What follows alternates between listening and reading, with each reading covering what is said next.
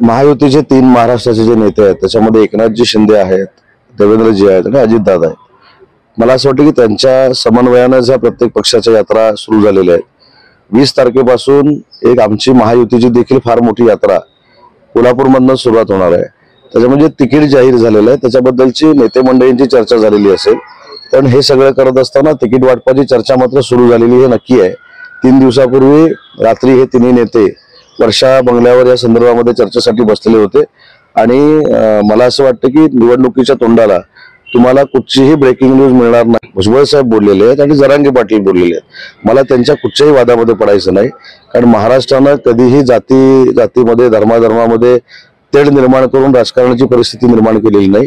मला असं वाटतं की दोन्ही समाजामध्ये जी कटुता आलेली आहे ही दूर झाली पाहिजे. आरक्षणाच्या बाबतीत मराठा समाजाला आरक्षण देण्याची भूमिका ही सरकारनं घेतलेली आहे, परंतु मराठा समाजाला आरक्षण देत असताना ओबीसीचं काही कमी होणार नाही हे आमचं आश्वासन काल देखील होतं, आज देखील आणि अंबाबाईचं दर्शन घेऊन होतंय. त्याच्यामुळे त्या दिवशी तिन्ही नेते तुम्हाला सांगतील आम्ही काय लढणार आहोत, ते काय लढणार आहेत.